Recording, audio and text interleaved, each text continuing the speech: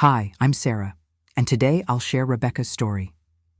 Rebecca's story is called, "My Sister Raised Her 3 Kids Without Rules, so I Planned a Child-Free Thanksgiving, but they showed up anyway, wrecked my party, and broke my TV." When I complained, she just laughed and said, "They're kids." So I decided not to buy them Christmas gifts to cover the repair costs. And then, well, here's what happened. I'm Rebecca, 31 years old. I work as a middle manager at a big company. The job isn't thrilling, but it pays well enough. 3 years ago, I bought my own house. It's a simple 3-bedroom in a nice neighborhood, but it's mine, and I love it. My family consists of my parents, who are both retired now, and my older sister, Sarah. Sarah's 34 and has 3 boys, Jake, who's 10, Tyler, who's 7, and little Ben, who just turned 5. She divorced her husband last year, which honestly wasn't a huge surprise to any of us since they'd been fighting constantly for years. The good news is that her ex pays decent alimony, so money isn't really tight for her. She works part-time at some marketing agency. Our family has always been pretty close. My parents help Sarah out financially when she needs it, and I've been paying her rent for the past year since the divorce. It's about $800 a month, which isn't nothing, but I can afford it, and I wanted to help out. Family is family, right? The thing is, Sarah has some very specific ideas about raising kids. She's really into this whole philosophy about letting children grow up completely free from rules and boundaries. She says it's the only way to raise truly creative and independent people. On paper, it sounds nice enough. In practice, it means her 3 boys basically do whatever they want, whenever they want. I'd watched them several times when Sarah needed help with errands or had work meetings. Each time was basically the same story. She'd drop them off with a quick, "Thanks, you're the best," and disappear for hours while I dealt with the chaos. The boys would immediately take over my house like they owned it. Jake would grab the TV remote and blast cartoons. Tyler would raid my fridge without asking, and Ben would just scream if he didn't get his way about anything. Every time I tried to set even the smallest boundary, they'd look at me like I was speaking a foreign language. "You can't tell us what to do," became Jake's favorite phrase. When I'd suggest they ask before taking food, or maybe not jump on my furniture with their shoes on, they'd either ignore me or threaten to tell their mom I was being mean. The breaking point came during what turned out to be the last time I ever agreed to watch them. Sarah had dropped them off around noon, saying she had some appointments and would be back by 5. The usual chaos started immediately. Jake commandeered my TV. Tyler started making a mess. In my kitchen, Ben kept whining that he was bored. Then Tyler discovered a ceramic vase I'd bought on vacation in Italy. It wasn't expensive, but I liked it, and it looked nice on my coffee table. He started tossing a ball around the living room, and I told him to take it outside. Tyler just kept throwing it higher and higher, grinning at me like it was some kind of game. Ben thought it looked fun and grabbed one of my throw pillows to toss around too. Before I knew it, they were having a 3-way catch session in my living room, completely ignoring me when I told them to stop, and then it happened. Tyler threw the ball to Ben, but Ben missed, and it bounced off the coffee table, knocking my vase onto the hardwood floor. It shattered into about 50 pieces. All 3 boys just stood there staring at the mess. Then Jake shrugged and said, "Oops, that was it. I was done." I walked over, picked up the TV remote, turned off the television, and pointed to my couch. "All 3 of you, sit down. Now." They actually listened, probably because I'd never used that tone with them before. "What are you doing?" Tyler asked. "I'm setting some boundaries in my own house," I said. "You just broke something that belonged to me. In my house, when someone breaks something, they sit quietly and think about what they did wrong. No TV, no running around, just sitting until your mom gets here." Ben started to get up, and I pointed back at the couch. "Sit." He sat. They stayed on that couch for the next 3 hours while I cleaned up the vase pieces and tried to salvage what was left of my afternoon. They didn't say a word, just sat there, looking around awkwardly. It was the quietest my house had been since they arrived. When Sarah came back at 5, the boys immediately ran to her and started talking over each other about how mean I'd been to them. "She made us sit still, Mom," Tyler whined. "She wouldn't let us watch TV," added Jake. "And she was really mad at us," Ben chimed in. Sarah's face went red, and she looked at me like I'd just kicked a puppy. "How dare you treat my children like that?" she said. "You had no right to punish them. They're just kids, Rebecca." I gestured at the trash can where I'd thrown away the pieces of my broken vase. They broke my vase after I specifically told them to stop throwing things in the living room. "It was an accident. You're being cruel over a stupid vase?" Cruel. I could feel my voice getting louder. "Sarah, they destroyed my house while you were gone. I asked them nicely to stop, and they ignored me. What was I supposed to do? Just let them break everything I own?" "You were supposed to let them be themselves. This is exactly why kids grow up repressed and afraid to express their creativity. You don't understand children." That word, cruel, really got to me. I'd just spent my entire afternoon cleaning up after her kids while she was off doing whatever. I'd been patient, I'd been understanding, and I'd tried talking to them nicely first. But apparently, wanting basic respect in my own home made me cruel. "Fine," I said. "If that's how you feel, then I guess your boys are strangers to me, just like you said. And strangers don't get to come into my house and break my stuff. Find someone else to watch them when you need help." Sarah grabbed her kids' jackets and started shoving their arms into the sleeves, muttering under her breath about how impossible I was being. She didn't even say goodbye when she left, just slammed my front door behind her. After that blow-up with Sarah, I thought I was finally free from the chaos. No more babysitting meant no more cleaning up after 3 wild kids, no more broken belongings, and no more headaches. For about 2 weeks, it was pure bliss. I could come home from work to a clean house, watch whatever I wanted on TV, and actually relax. But then Saturday rolled around, and I remembered I was supposed to go to my parents' house for dinner. The Saturday dinners were basically a repeat of what used to happen at my house, except now my parents had to deal with it. The boys would take over the dining room, ignore every request for decent behavior, and turn what should have been a nice family meal into complete chaos. They'd throw food at each other, spill drinks everywhere, and completely ignore my parents when they tried to set any boundaries. Sarah would just sit there on her phone the entire time, texting someone and smiling like nothing was happening around her. When I'd ask her to control her kids, she'd say it wasn't my business, without even looking up. My parents would just shrug helplessly when I looked at them for support. After every dinner, Sarah would leave with the boys, and my parents would ask me to stay and help clean up the disaster they'd left behind. Food on the floor, sticky fingerprints on everything, broken dishes. It was exhausting. This happened almost every single Saturday, and I could see how worn down my parents were getting. The whole situation was driving me crazy, but I didn't know what to do about it. Then November started, and I realized Thanksgiving was coming up fast. The thought of spending an entire holiday dealing with that chaos made my stomach turn. That's when I got an idea. What if I didn't go to my parents' house for Thanksgiving this year? What if I hosted my own party instead? I called my mom first to let her know I wouldn't be coming to their dinner. "What do you mean you're not coming?" Mom asked. "It's Thanksgiving. We always spend it together." "I know," I said, "but I want to try hosting this year, have my own celebration." There was a long pause.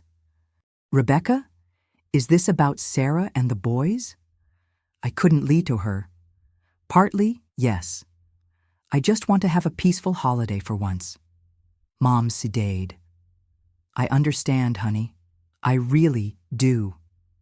After that conversation, I started reaching out to our extended family. Aunts, uncles, cousins, basically everyone who usually came to my parents' big Thanksgiving dinner. I pitched it as a more intimate gathering at my house, but with one specific condition: no children under 15. It's going to be an adults-only celebration, I told my Aunt Linda. More sophisticated.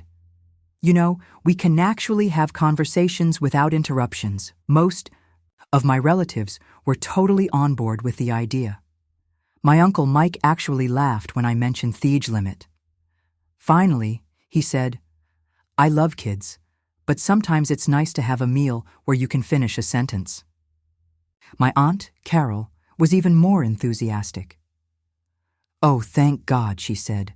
I was dreading another holiday dinner with those boys running around screaming. Don't get me wrong, I love them. But by the end of the week, I had 8 relatives confirmed for my Thanksgiving dinner. Everyone seemed genuinely excited about the idea of a calm adult celebration. The Wednesday before Thanksgiving, I was at home preparing my menu when my phone buzzed with a text from Sarah. It was the first time she'd contacted me since our fight. Hey, just heard from Mom that you're not coming tomorrow. Why are you celebrating separately? I stared at the message, for a few minutes, debating how honest to be. Finally, I decided to just tell the truth. I'm hosting my own Thanksgiving this year. I wanted to have a child-free party so I could actually enjoy the holiday without dealing with behavioral issues. I hit send and watched the 3 dots appear and disappear about 6 times. Sarah was clearly typing and deleting her response over and over. Finally, after about 10 minutes, she sent back, "You're being terrible. You don't want to see your own nephews on Thanksgiving." I typed back immediately. It's not personal, Sarah.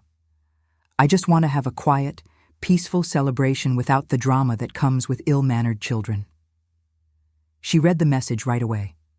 I could see the read receipt, but she didn't respond. I waited for about an hour, expecting some kind of angry reply, but nothing came. I was pretty sure she got the message loud and clear, though. She knew exactly what I was talking about when I mentioned ill-mannered children. Thursday morning, I woke up feeling genuinely excited about Thanksgiving for the first time in years. I sent holiday wishes to my parents and Sarah in our family group chat. Mom and Dad both wrote back with sweet messages and heart emojis. Sarah left. Me on read. I spent the morning cooking and setting up my dining room. I used my good china for the first time since I'd bought the house, lit some candles, and even put together Anna's fall centerpiece. My house looked like something out of a magazine, and I was actually proud of what I'd created.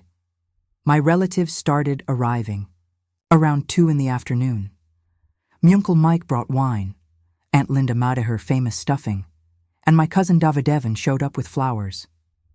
Everyone was in such a good mood, complimenting my cooking in my house. We were having actual adult conversations about work and travel and books. It felt like what Thanksgiving was supposed to feel like. I just put the turkey on the table when the doorbell rang. I walked to the front door wondering who it could be. All my guests were already here, and I wasn't expecting anyone else. Maybe it was a neighbor or someone making deliveries. I opened the door and my heart just stopped. There stood Sarah with all 3 boys, grinning like they just pulled off the world's greatest surprise. "Surprise!" they all shouted at once, and before I could even process what was happening, they pushed past me into my house. I stood there in shock, watching as my carefully planned adult dinner party turned into complete chaos in about 30 seconds. Sarah marched straight into my dining room like she owned the place and plopped herself down in my chair at the head of the table, the hostess seat that I'd been sitting in. "Hi, everyone," she announced to my confused relatives. "Sorry we're late." Jake, Tyler, and Ben immediately zeroed in on the food table and started grabbing handfuls of everything they could reach. They didn't use plates or napkins, just grabbed rolls and stuffing with their bare hands and sat down on my living room floor tote. Facing the TV, Tyler found Thermote and cranked the volume up to maximum. The sound of some cartoon was now blasting through my house, completely drowning out any possibility of conversation. My guests were all staring at each other with these horrified expressions. My Aunt Linda had this tight smile on her face that meant she was trying to be polite, but I could tell she was furious. Uncle Mike was looking at me like he was waiting for me to do something. "Mom's headache is getting worse," my cousin David said to his elderly mother, helping her up from her chair. We should probably get going. Oh, don't leave because of us, Sarah called out cheerfully. The kids are just excited to be here. But Aunt Carol was already gathering her purse and coat. She gave me this apologetic look and whispered, I'm sorry, honey, but the noise is just too much for me. She left, and I could see other relatives starting to shift uncomfortably in their chairs, clearly thinking about making their own exits. I grabbed Sarah's arm and physically pulled her out of my dining room chair. Kitchen now, I said through gritted teeth. I dragged her into the kitchen and closed the door behind us. What the hell are you doing here? I whispered furiously. I specifically told you this was an adults-only party. Sarah had this innocent expression on her face that made me want to scream. The boys really wanted to see you on Thanksgiving. It thought it would be a nice surprise. From the living room, I could hear another crash followed by screaming. We both ran out to see what had happened. My brand new 65-inch TV, the one I'd saved up for months to buy, had a massive crack running straight down the middle of the screen. It was completely destroyed. One of the boys had thrown the remote control directly at it, and now my $2,000 television was nothing but expensive garbage. All three boys were sitting on my couch looking guilty as shell, but none of them said anything. Who did this? I demanded. Silence. My Uncle Mike, who was still at Theatable, cleared his throat. It was Tyler, he said quietly. His brother changed the channel to something he didn't like, so he grabbed the remote and threw it at the TV. It felt like I was going to pass out $2,000 gone, because a 7-year-old couldn't handle someone changing the channel. Sarah, I said, my voice shaking with anger, your son just destroyed my television. You need to pay me back the $2,000 it cost. Sarah looked at the broken TV and then back at me, and she actually started laughing. Are you serious right now? It was just an accident. Kids break things, sometimes, Rebecca. It's not that big a deal. That was it. I'd officially reached my limit. Get out, I said. Get your children and get out of my house right now. She must have realized. I was serious because she started gathering up her kids, muttering under her breath about how crazy I was being. The boys wept about having to leave, but for once, Sarah didn't negotiate with them. She just grabbed their coats and headed for the door. This is exactly why no one likes you, she shouted as she left. You're mean and selfish and you hate children. The door slammed behind them, and my living room fell silent except for the sound of my remaining relatives shuffling awkwardly. Well, Uncle Mike said, finally, this has been interesting. One by one, my guests made polite excuses and left.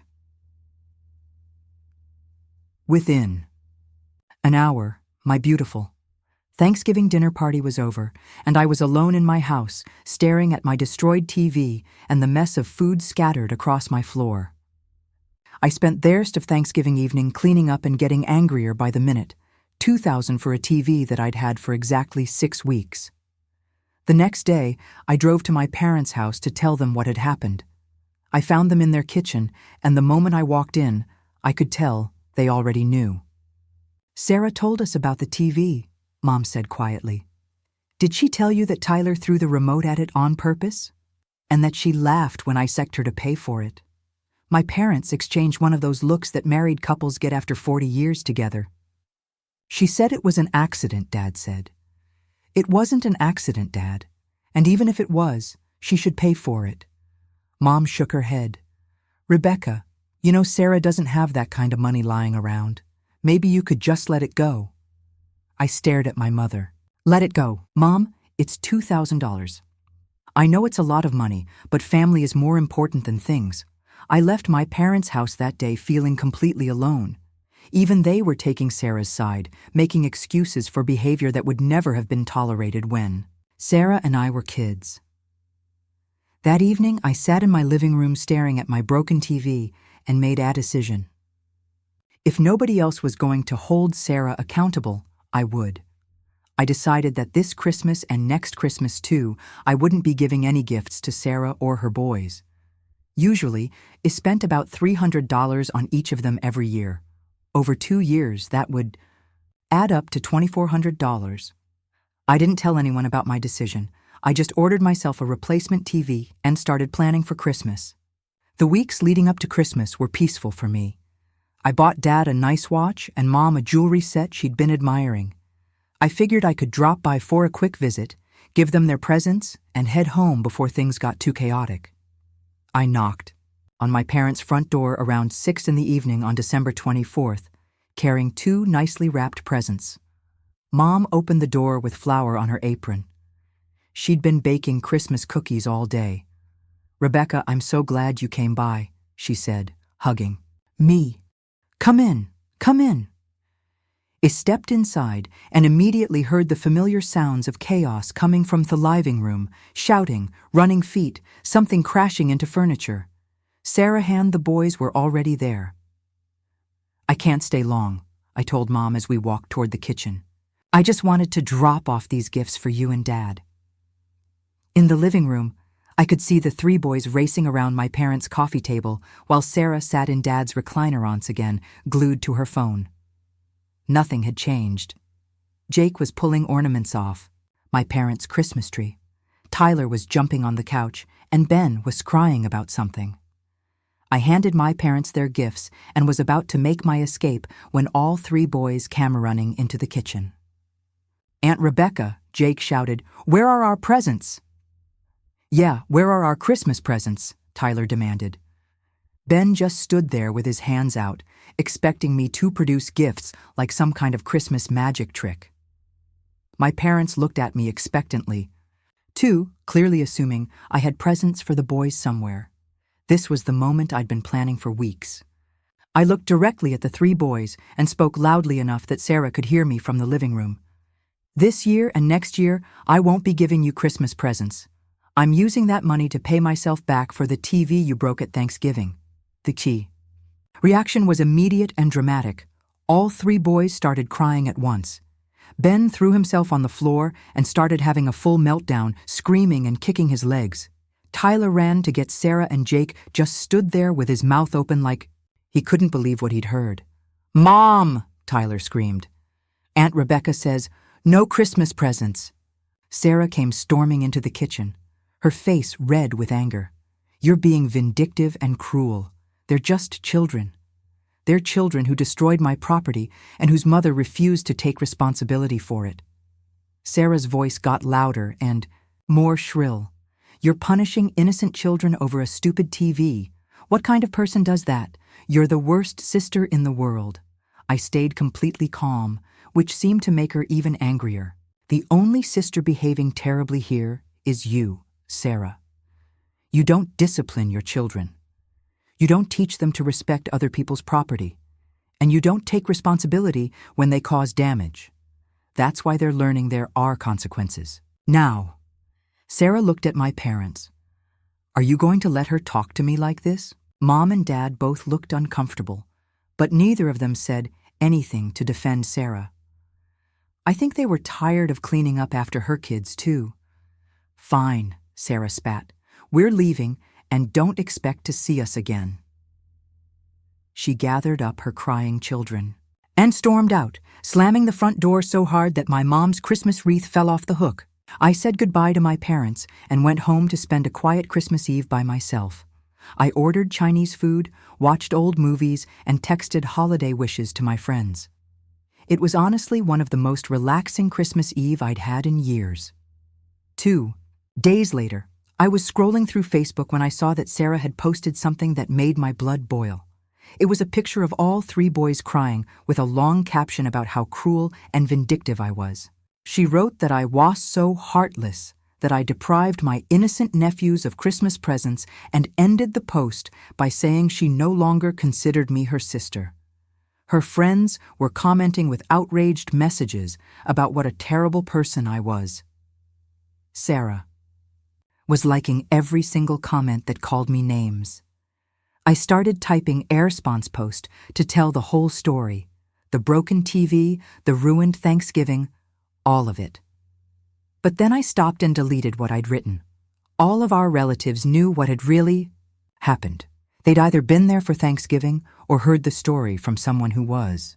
I didn't need to defend myself to Sarah's Facebook friends who didn't know the full situation. Instead, I sent Sarah a private message, and you no longer consider me your sister. I guess I'll stop paying your rent. After all, why would I pay $800 a month for someone who's not my family? She read that message in about 2 seconds, and my phone immediately started ringing. Sarah's name flashed on the screen over and over, but I didn't answer. She called 12 times in a row. Then the text started. Rebecca, please don't do this. And I didn't mean what I said, and the kids need a place to live. About an hour later, I checked Sarah's Facebook page out of curiosity. The post about me being a terrible person was gone, completely deleted. She sent one more text that night. Please don't. Stop paying rent. I can't afford the apartment without your help. I didn't respond to that either. 2 months have passed since that Christmas confrontation. I've continued paying Sarah's rent because I didn't want my nephews to end up homeless. But I haven't spoken to Sarah at all. I've been visiting my parents at times when I know Sarah and the boys won't be there, usually weekday evenings when the kids have school the next day. Last week, Mom mentioned something interesting during one of our visits. You know, she said, Sarah seems to be working with the boys on their behavior lately. They actually sat through dinner last Saturday without throwing food or getting up from the table, and Sarah made them clean up their own messes. Dad nodded. It's like night and day compared to how they used to act. Maybe your boundaries taught her something, Mom suggested carefully. Maybe she realized she needed to step up as a parent. Mom asked if I wanted to consider making up with Sarah. Maybe letting the boys come around again. But I'm not ready for that yet. I want to see real, lasting change before I open that door again. A couple of good dinners at my parents' house doesn't erase months of chaos and a broken TV.